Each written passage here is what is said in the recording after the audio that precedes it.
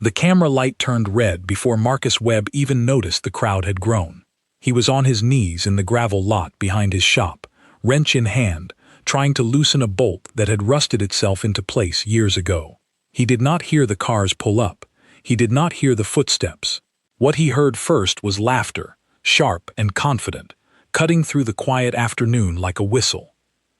Richard Vance stood at the edge of the lot in a gray suit that cost more than Marcus made in 3 months. Behind him, 2 assistants held microphones, and a small film crew adjusted a camera on a shoulder rig. Vance had been driving through town for a press tour, promoting his new line of luxury vehicles, and someone on his team had thought it would be a good visual to stop near a small local shop, a contrast piece, new money next to old rust. Vance looked at the 3 motorcycles lined up against the fence. Their paint was chipped. Their frames were patched with mismatched metal. One did not even have a seat yet, just bare springs and a sheet of plywood covering the frame. He laughed again, louder this time, for the camera. "Would you look at this?" he said, waving a hand toward the bikes. "Scrap metal dreams." The reporter beside him smiled, waiting for more. "You see this everywhere," Vance continued, stepping closer, careful not to let his shoes touch the oil stains on the ground. "Men who think if they just keep hammering at something broken long enough, it becomes valuable. It doesn't. Some things are just broken. This is what happens when people mistake stubbornness for ambition." Marcus stood slowly, wrench still in his hand, grease on his knuckles, his daughter Lily asleep in a lawn chair by the shop door, a jacket draped over her shoulders. She was 8 years old and had fallen asleep waiting for him to finish, the way she always did on the days he worked past dinner. He did not say anything. The reporter turned the microphone toward him, maybe hoping for a reaction, maybe hoping for an argument that would make good footage. Marcus looked at the lens for a moment. Then he looked past it, toward Lily, who had not stirred. "I have work to do," he said quietly, and turned back to the bike. The crew laughed a little at that too, took a few more shots of the rusted frames, and then loaded back into their cars. Within 10 minutes, the lot was empty again except for Marcus, his daughter, and 3 motorcycles that had just been called worthless on camera by one of the richest men in the country. That clip would end up online by evening, not as a major story, nothing that made headlines, but enough to circulate through local pages and comment sections for a few days. People shared it because it was easy. A billionaire mocking a small shop owner, a joke that took 10 seconds to laugh at and required no thought afterward. Marcus did not read the comments. He did not own a television anymore. He had sold it 2 winters ago to cover a heating bill. He heard about the video secondhand, from a neighbor who mentioned it awkwardly, unsure whether to bring it up at all. Marcus only nodded and thanked him for telling him, then went back inside to check on Lily's homework. That night, after she was asleep, he walked out to the lot alone. The 3 bikes sat where they always sat, waiting. He crouched beside the nearest one, an old touring frame he had been rebuilding for over a year, piece by piece, using whatever parts he could find or trade for. He ran his hand along the tank, feeling the dents, the scratches, the places where the metal had been welded and reworked so many times it barely resembled its original shape anymore. He thought about his wife, Claire, who had died 3 years earlier, leaving him with a mortgage, a small daughter, and a repair shop that barely broke even most months. He thought about the promises he had made to himself in the weeks after the funeral, when the house felt too quiet and the bills kept arriving anyway, indifferent to grief. He had promised he would keep the shop running. He had promised Lily would never feel like they were falling apart, even on the days when he felt exactly that. He was not building the motorcycles because he believed some fairy tale about broken things becoming golden. He built them because it was the only thing in his life that made sense when he put his hands on it. Bolt by bolt, part by part. If a piece did not fit, he found another one. If a piece was too far gone, he replaced it.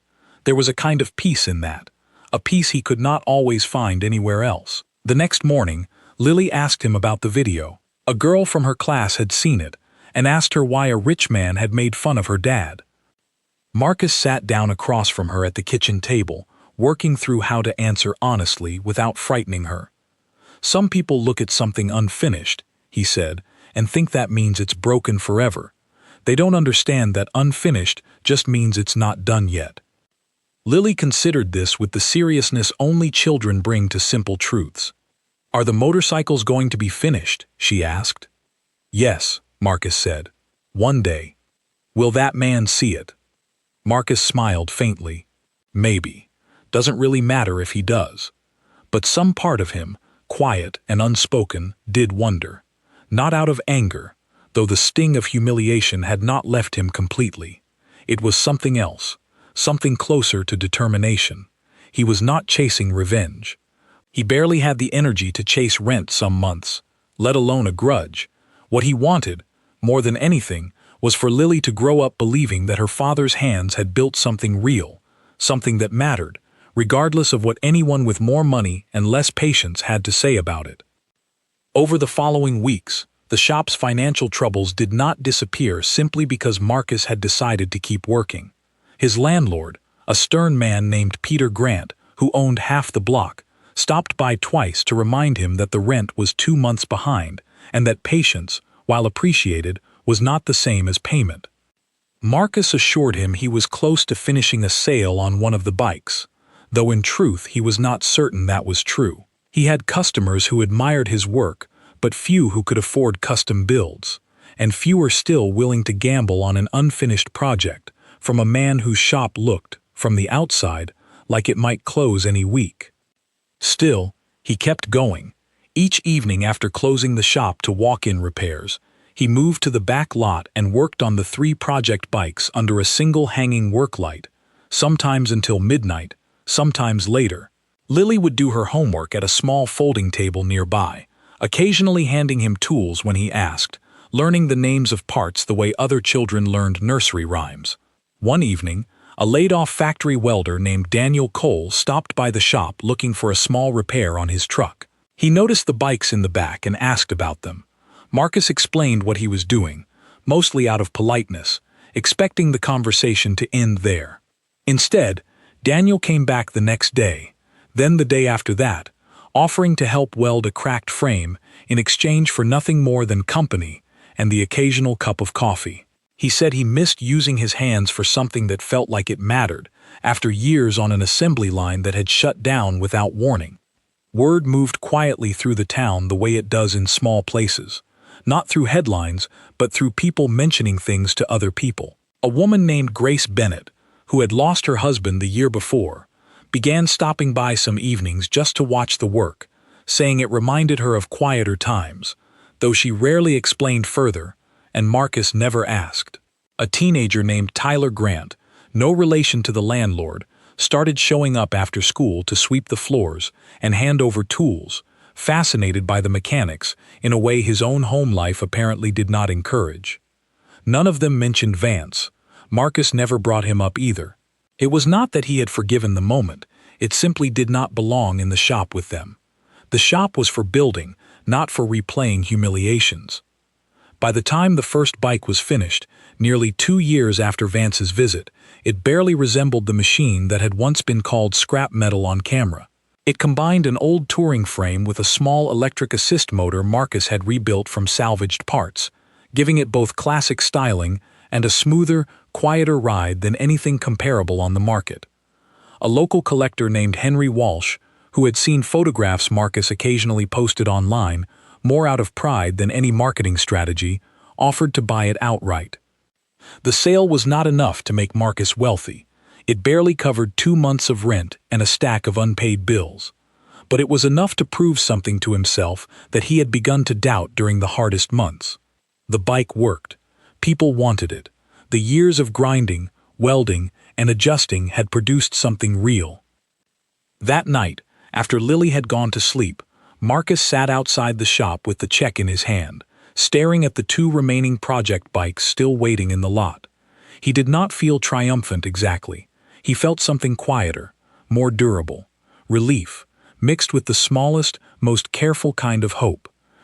He thought of Vance's words again, not with anger this time, but almost with curiosity, as if turning over an old coin to see what was stamped on the other side. Scrap metal dreams. Maybe, Marcus thought, some dreams did look like scrap for a long time before anyone else could see what they were becoming. He had no way of knowing, on that quiet night, with the check folded in his pocket, just how far this small, oil-stained beginning would eventually carry him.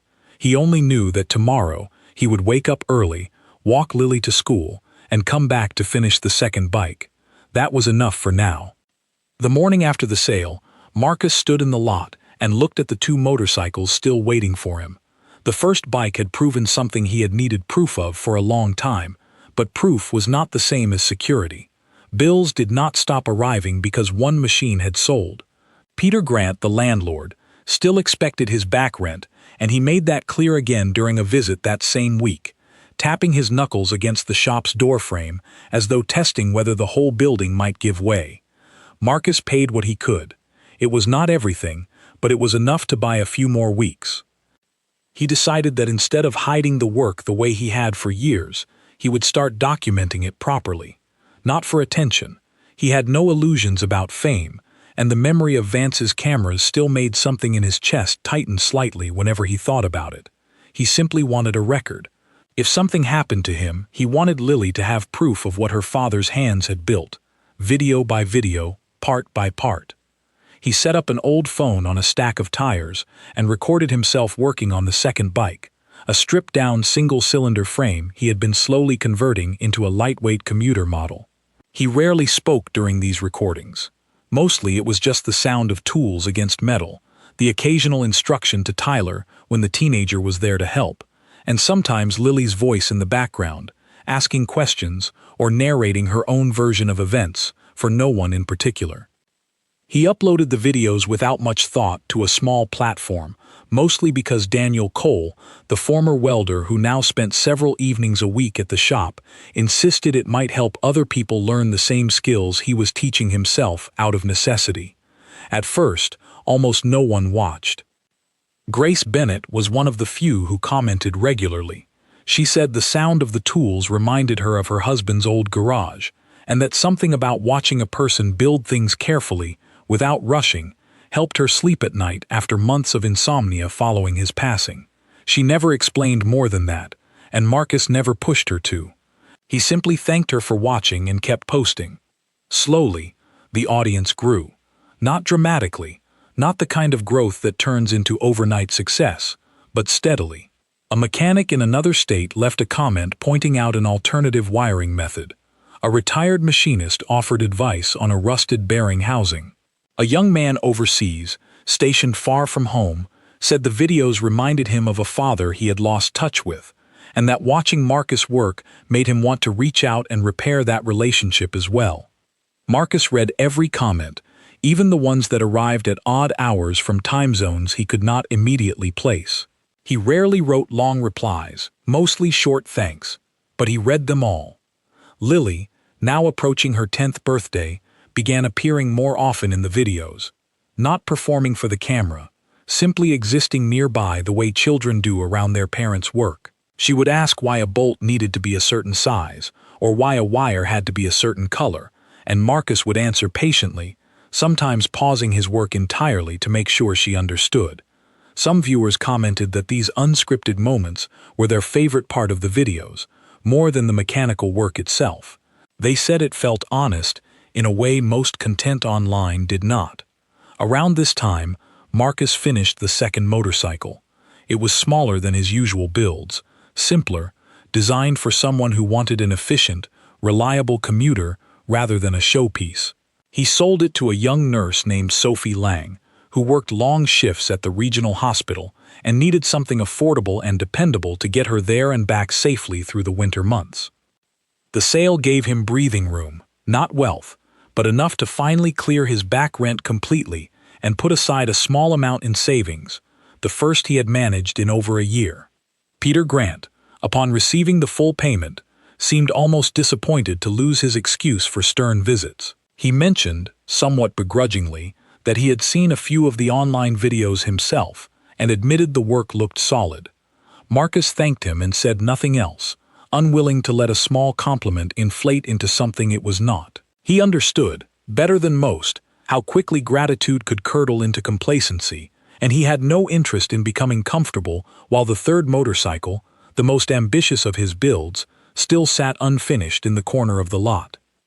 That bike, a hybrid design combining a small combustion engine with an electric assist system, had been his most difficult project from the beginning. He had started it years earlier, before Claire's passing, as an experiment born purely out of curiosity. After her death, it had become something closer to therapy, a problem complicated enough to occupy his mind on nights when grief made sleep impossible. He had rebuilt the engine twice. He had rewired the electrical system more times than he could count. Twice he had nearly given up on the hybrid concept entirely and considered converting it to a standard combustion bike simply to finish it faster. Both times, something stopped him. Perhaps stubbornness, perhaps a quiet belief that the harder path, if completed properly, would be worth more than the easier one. As his online following continued to grow, so did outside interest in his story, though not yet in the dramatic way it would eventually unfold. A small regional newspaper ran a short piece about local craftsmen adapting to hard economic times, mentioning Marcus briefly among several other subjects. It was not a major feature, only a paragraph, but it was the first time his name appeared in print connected to something other than a joke made by a billionaire passing through town. When the reporter asked, almost as an afterthought, whether he had seen the viral clip from a few years earlier, Marcus simply said that he remembered it, then redirected the conversation back to the mechanics of his current project. He had no interest in building his story around another man's mockery. Whatever he was creating, he wanted it to stand on its own, without needing contrast to matter. Still, some of his growing audience remembered the clip independently, and comments occasionally referenced it, drawing an unintended narrative arc that Marcus had never asked for. People began framing his quiet persistence as a kind of answer to Vance's insult, even though Marcus rarely engaged with that framing directly.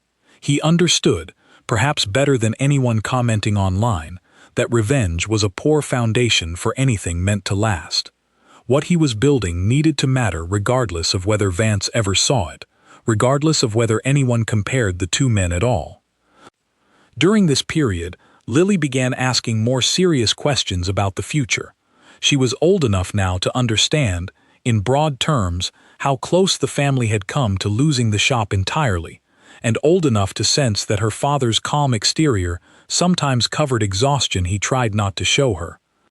One evening, after finishing her homework at the folding table near the workbench, she asked him directly whether he was scared, back when things were at their worst. Marcus considered lying to spare her the truth, then decided against it. He told her that yes, he had been scared, more than he ever let on, but that being scared and giving up were not the same thing. He told her that some nights, the only reason he kept working was because he did not want her to grow up believing that hard things were reasons to stop trying. Lily absorbed this quietly, then asked if the third motorcycle, the difficult one, the hybrid he had been struggling with for years, would ever actually be finished. Marcus looked over at the frame, still missing several key components, still carrying the scars of multiple failed wiring attempts. "Yes," he said, "it will." He did not know, at that moment, precisely when or how. He only knew that giving up on it was not something he intended to allow himself.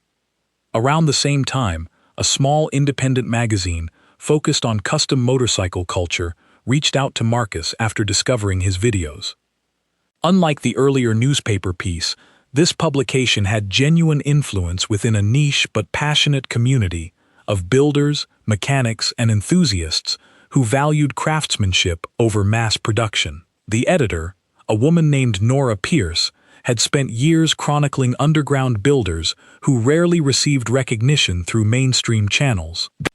She reached out to Marcus not for a passing mention, but for a full feature, interested specifically in the combination of his mechanical philosophy and his personal story as a single father rebuilding his life, piece by piece, quite literally, out of salvaged parts. Marcus was hesitant at first. He worried that a larger spotlight might reintroduce the comparison to Vance that he had worked so hard to avoid centering his story around. Nora assured him the piece was not designed around conflict or comparison.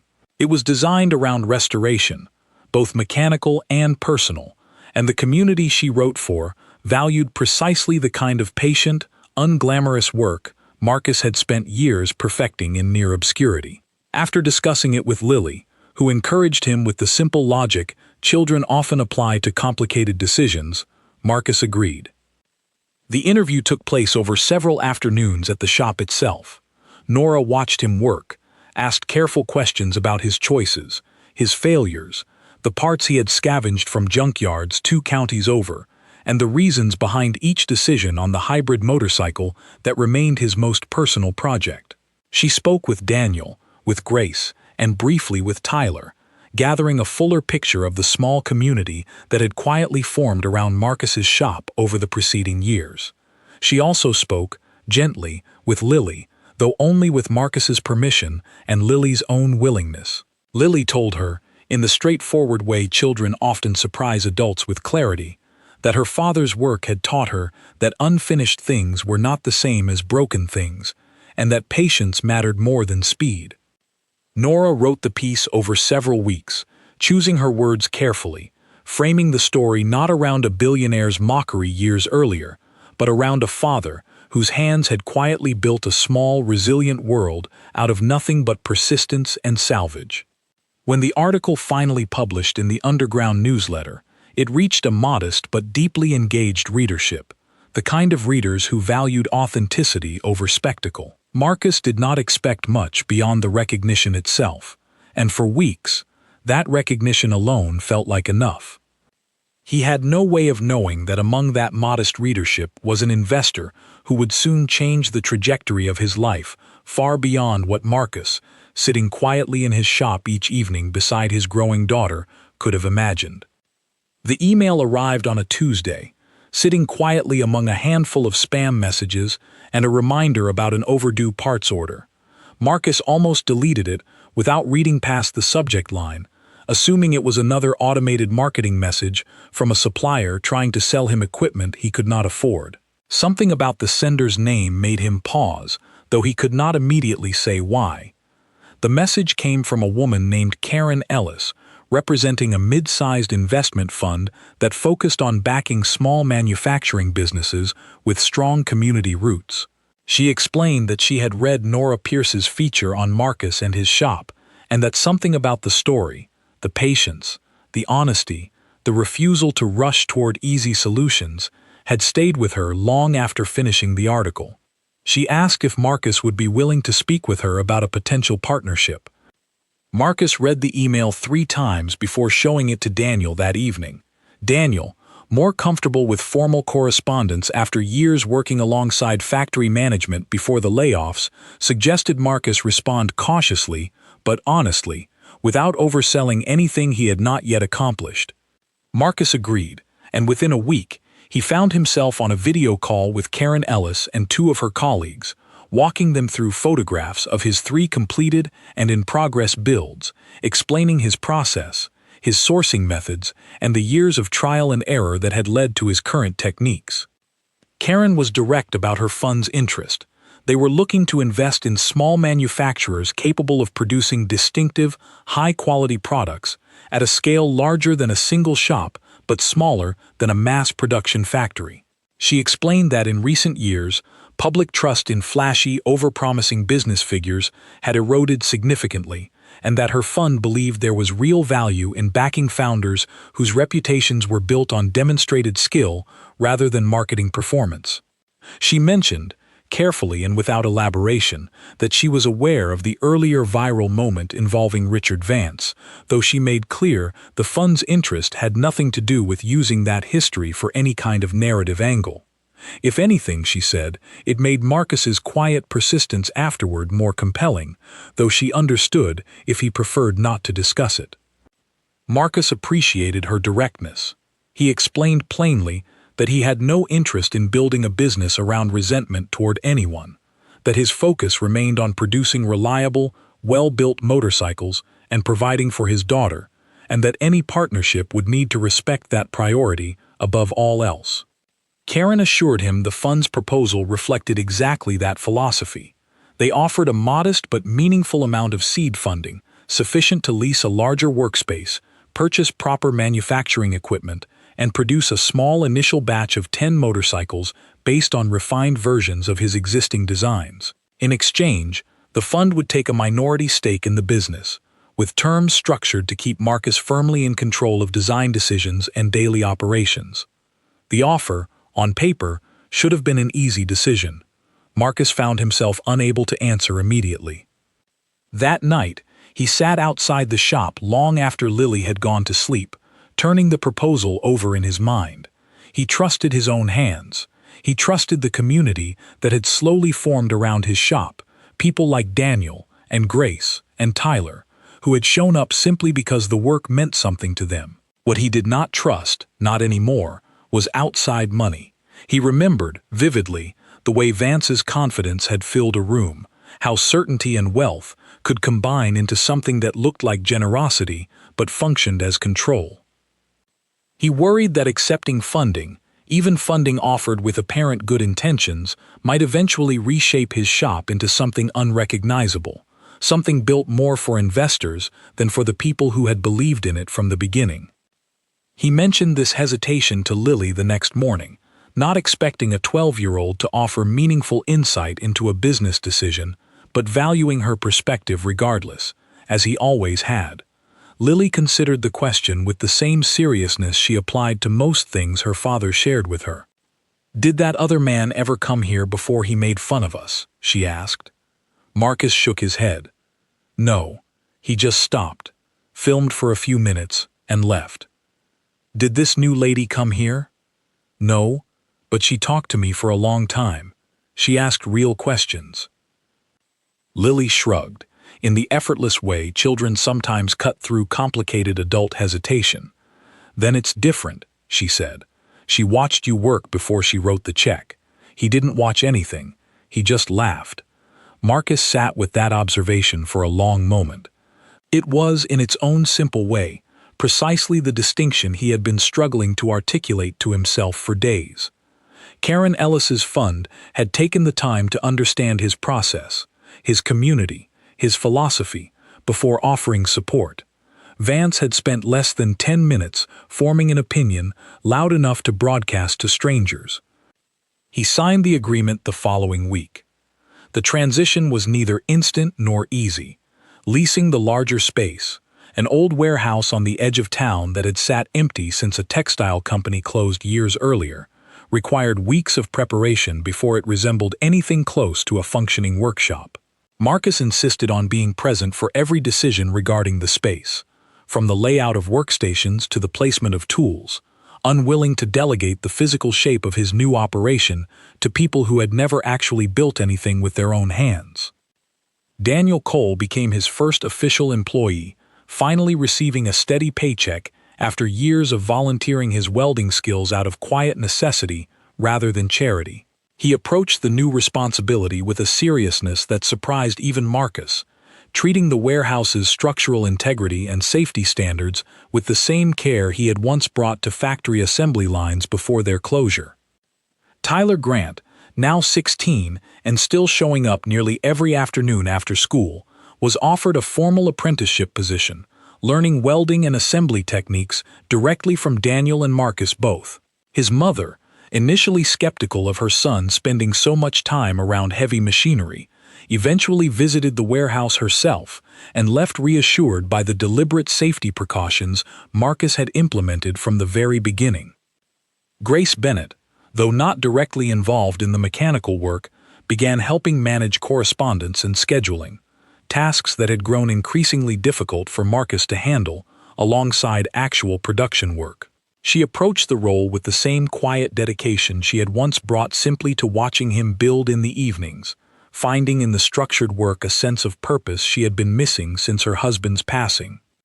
The first official batch of 10 motorcycles took nearly 8 months to complete, considerably longer than the fund's initial projections had suggested, though Karen Ellis, to her credit, never pressured Marcus to rush the process. She had, after all, invested specifically because of his refusal to compromise on quality, and she seemed to understand that undermining that principle now would defeat the very reason for backing him in the first place.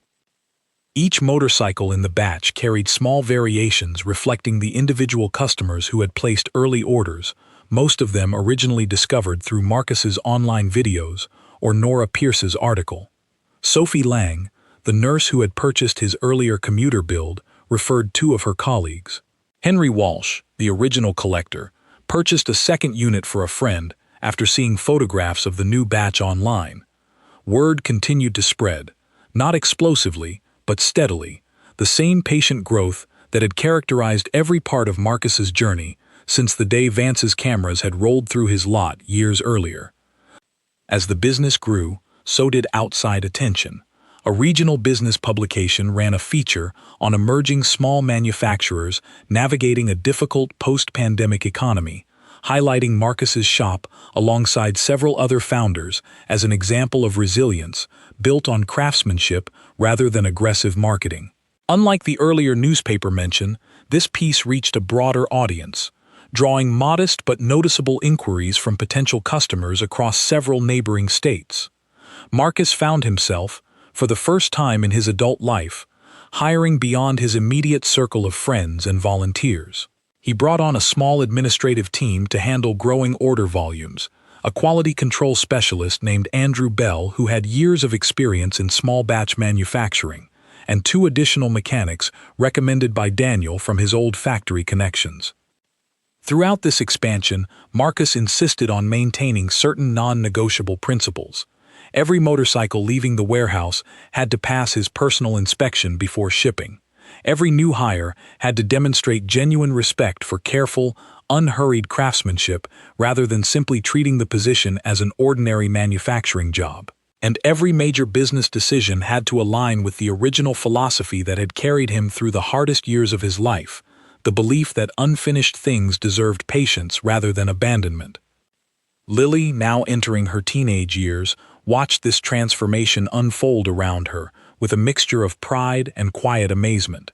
The warehouse that now employed a growing number of people had once been an empty lot behind a struggling repair shop where she had fallen asleep in a lawn chair while her father worked alone into the night. She began spending afternoons at the warehouse after school, not working directly with the machinery yet, but absorbing the atmosphere of purposeful labor that had defined her childhood in ways she was only beginning to fully appreciate. One afternoon, while organizing paperwork alongside Grace, Lily asked whether her father still thought about the video, the one where the rich man had mocked their old motorcycles years earlier. Grace considered the question carefully before answering, understanding that whatever she said might shape how Lily viewed that memory for years to come. "I think," Grace said slowly, "your father stopped thinking about that man a long time ago. He's too busy thinking about the next bolt, the next weld, the next customer who needs something built right. That man just happened to be standing there once, saying something loud, while your father was quietly doing something that actually mattered." Lily nodded, filing the answer away the way she filed away most important things her father's small community offered her over the years, understanding instinctively that the truest measure of success was rarely found in moments of public humiliation or vindication, but in the steady, patient accumulation of work done well, day after day, for people who genuinely needed it. By the end of that year, the fund's initial investment had already produced returns significant enough that Karen Ellis began discussing a second, larger round of funding, aimed at expanding production capacity even further. Marcus approached these discussions the same way he approached every decision since the beginning, carefully, deliberately, refusing to let outside enthusiasm dictate a pace faster than what the work itself required. What none of them could have predicted, not Marcus, not Karen, not even Lily watching her father's slow transformation from struggling shop owner to respected small manufacturer, was just how large this quiet, patient business would eventually grow, or how directly its rising reputation would eventually intersect once again with the very man who had once dismissed it all as scrap metal dreams. 5 years after the day Vance's convoy rolled through the gravel lot behind Marcus's original shop, The company now known as WebCycles occupied the entire converted warehouse and 2 additional buildings nearby, employing over 60 people across production, design, and customer service. Wait lists for new models stretched several months long. A respected motorcycle magazine had featured one of the company's builds on its cover the previous spring, describing the brand's philosophy as a rare example of patience surviving in an industry increasingly dominated by speed and disposability. Marcus still walked the production floor every morning before administrative work began, checking in with mechanics by name, inspecting welds personally on any model destined for a customer who had waited longer than usual, and reserving one corner of the building exclusively for himself, where he continued building a single motorcycle each month entirely with his own hands, refusing to let the company's growth remove him entirely from the physical work that had defined his life since Claire's passing. Daniel Cole now oversaw the entire production team, having grown from a laid-off welder volunteering his evenings into a genuine partner in the company's daily operations. Tyler Grant, having completed his apprenticeship and a subsequent technical degree Marcus had helped fund, managed logistics and supply chains, ensuring the increasingly complex sourcing of parts never disrupted the careful pace Marcus insisted upon. Grace Bennett ran much of the administrative office, her quiet dedication having grown into genuine expertise over the years, and she often mentioned, in passing conversations with newer employees, how the atmosphere of purposeful work at WebCycles had helped her rebuild a sense of stability after her husband's death. The company's identity, cultivated carefully and never through aggressive marketing campaigns, centered entirely around its founding philosophy. WebCycles did not manufacture disposable products meant to be replaced within a few years. Every motorcycle was designed with repair and longevity in mind, using modular components that owners could service themselves with proper guidance, a direct reflection of Marcus's own years scavenging parts and refusing to discard anything that could still be repaired. This philosophy resonated deeply within a growing segment of customers who had grown weary of planned obsolescence in nearly every industry they interacted with. WebCycles became known not merely for quality craftsmanship, but for a kind of quiet integrity that was increasingly rare in consumer manufacturing. The turning point that transformed WebCycles from a respected boutique manufacturer into a company valued near $300 million came through an unexpected licensing partnership. A major automotive manufacturer, seeking to diversify into premium motorcycle production while lending credibility through an established name known for reliability, approached Marcus with an offer to license certain WebCycles design elements and manufacturing techniques for a limited collaborative product line. Marcus, characteristically cautious, spent months negotiating terms that protected the core identity of his original company, refusing any arrangement that would dilute the philosophy he had built painstakingly over the preceding years. The final agreement allowed WebCycles to retain complete creative and manufacturing control over its own product line, while licensing specific innovations, particularly around modular repairability, to the larger manufacturer's premium division in exchange for substantial royalties and a minority equity stake in the larger company. The deal, once finalized and announced publicly, drew significant attention across the manufacturing and automotive industries. Financial analysts, evaluating the licensing agreement alongside WebCycles' existing revenue and growth trajectory, arrived at a valuation exceeding $300 million, a figure that seemed almost surreal when set beside the memory of a struggling single father kneeling in a gravel lot, unable to afford proper rent on a small repair shop. Despite the scale of this success, Marcus avoided most media attention surrounding the announcement, declining several interview requests from larger publications eager to profile the story behind the sudden valuation. He allowed Karen Ellis and the company's small public relations team to handle official statements, preferring to spend the day of the announcement exactly as he spent most days, inspecting welds on the motorcycle he was personally building that month. Lily, now attending college several hours away studying mechanical engineering, called him that evening after seeing the news online. She teased him gently about being, in her words, an accidental millionaire many times over who still refused to buy a new truck, still drove the same worn pickup he had owned since before her mother's passing. Marcus laughed at this, admitting the observation was fair, though he explained that the truck still ran perfectly well, and he saw no reason to replace something functional simply because he now technically could afford something newer.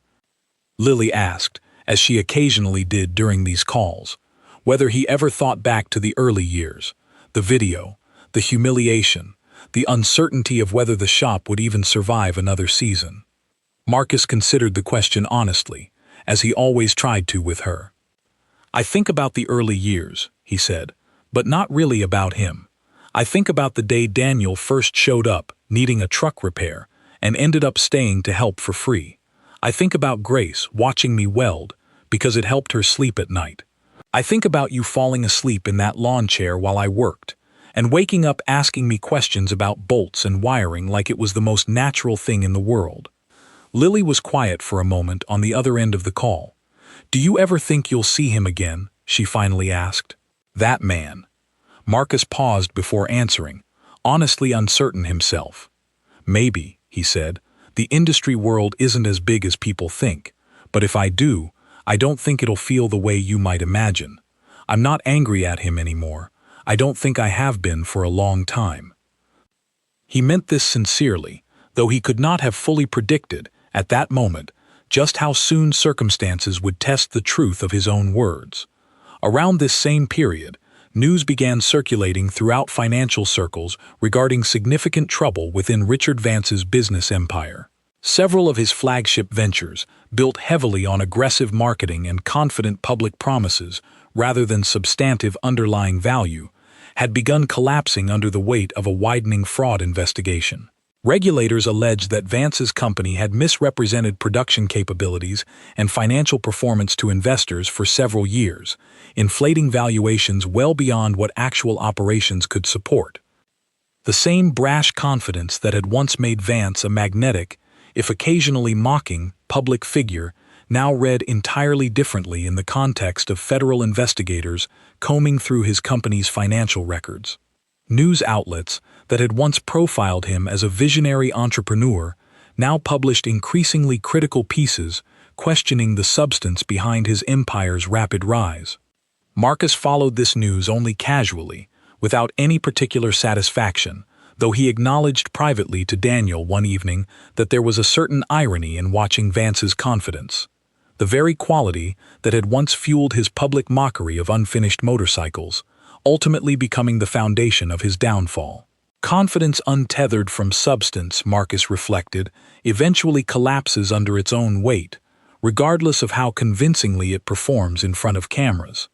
He did not dwell on this observation long.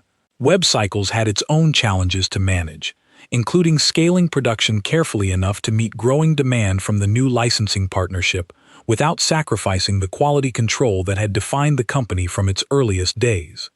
It was during preparations for an upcoming manufacturing industry conference, one that brought together established and emerging companies from across the automotive and motorcycle sectors, that Marcus received confirmation of his invitation to speak on a panel discussing sustainable, repair-focused manufacturing practices. The conference organizers, unaware of any history between the two men, had also invited several other prominent industry figures to participate in various panels throughout the multi-day event, including, as Marcus would discover only upon arriving, Richard Vance himself, ostensibly there to discuss lessons learned from his company's recent public struggles.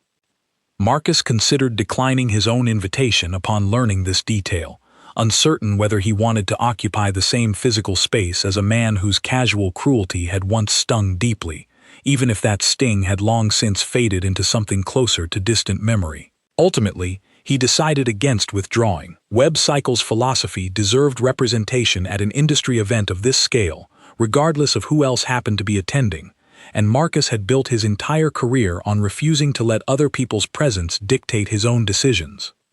He traveled to the conference alone initially, though Lily, home for a break between semesters, arranged to meet him there on the second day, curious to see her father speak publicly about the business she had watched grow from a gravel lot into a company valued near $300 million.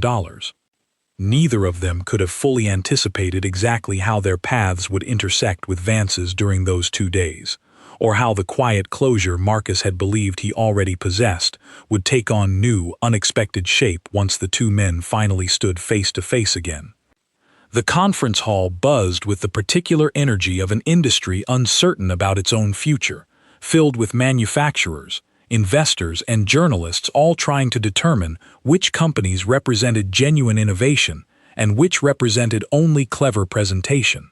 Marcus arrived early on the morning of his scheduled panel, dressed simply in the same style of clothing he wore most days at the warehouse, a plain collared shirt and work-appropriate slacks, deliberately avoiding the more polished business attire favored by many other speakers.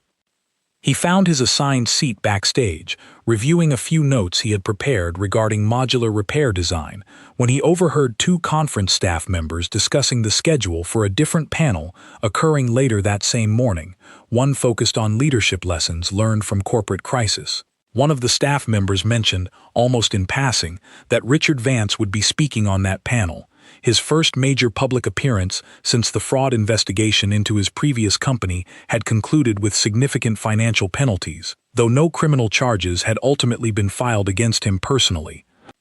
Marcus absorbed this information calmly, unsurprised, having already known Vance would be somewhere within the building that day, though the specific timing had remained unclear to him until that moment. His own panel proceeded smoothly.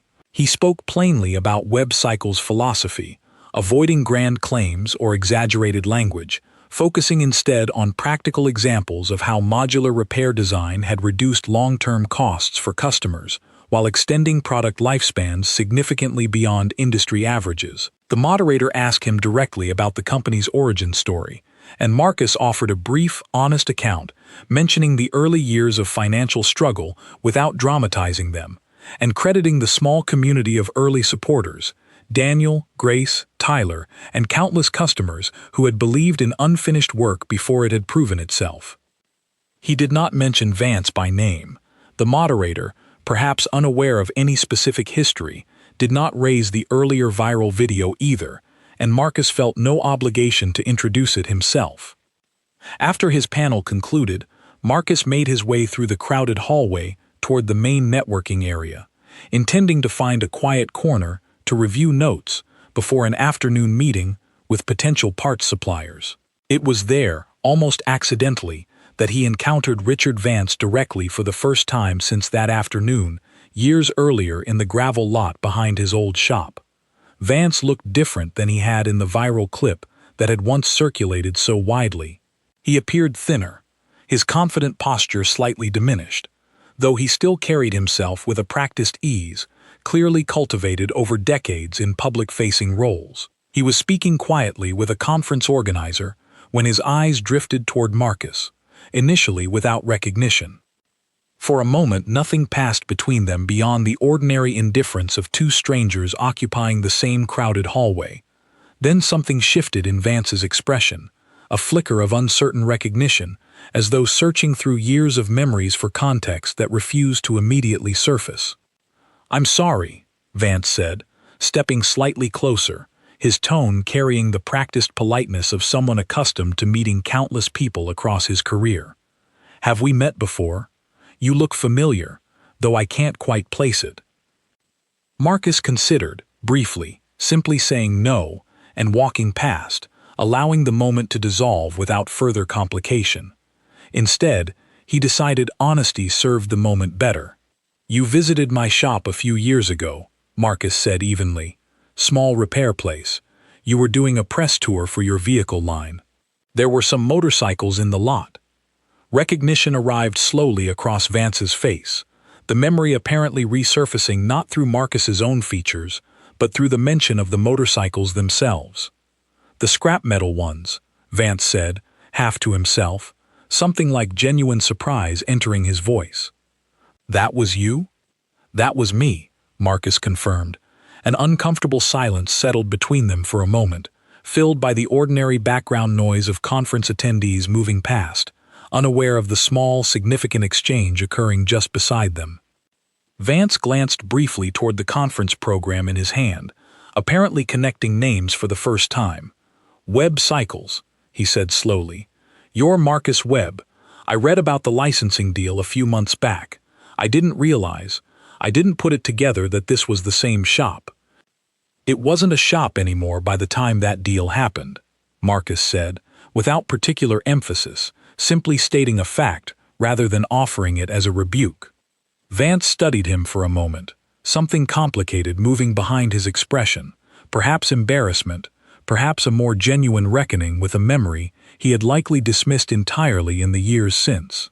His own recent public humiliation, the collapse of his primary company under regulatory scrutiny, seemed to sit visibly upon him now in a way that made the earlier moment of casual cruelty feel distant even to himself. "I said something dismissive that day," Vance said slowly, apparently choosing his words with unusual care for a man who had built much of his early reputation on effortless, confident soundbites. "I don't remember exactly what, but I remember the tone. I wasn't trying to be cruel exactly. I think I just assumed things about people I didn't actually know anything about." Marcus listened without immediate response, uncertain whether this qualified as a genuine apology or simply an attempt to smooth over an awkward professional encounter. "You called it scrap metal dreams," Marcus said quietly.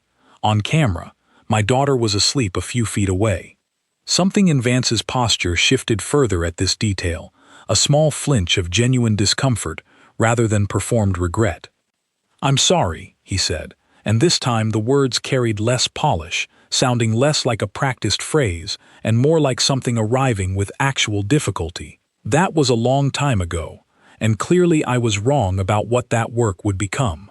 Marcus nodded slowly, accepting the apology at face value, without requiring it to be more elaborate than it needed to be. He had not built Webb Cycles waiting for this moment, had not organized his entire adult life around eventually receiving acknowledgement from a man whose passing judgment had once stung, then faded, then become almost entirely irrelevant to the daily work of running welds and inspecting frames.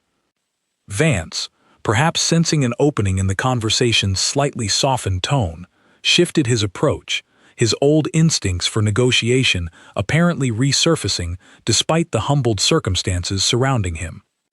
"Given everything that's happened with my previous company," Vance said carefully, "I've been exploring new ventures, smaller, more focused operations built around genuine craftsmanship rather than aggressive scaling. Your company's reputation, especially now, carries a lot of trust in an industry that's grown skeptical of big promises. I'd be interested in discussing whether there might be room for some kind of partnership, an investment, or perhaps even a consulting arrangement where I could bring some of my business development experience to complement what you've built."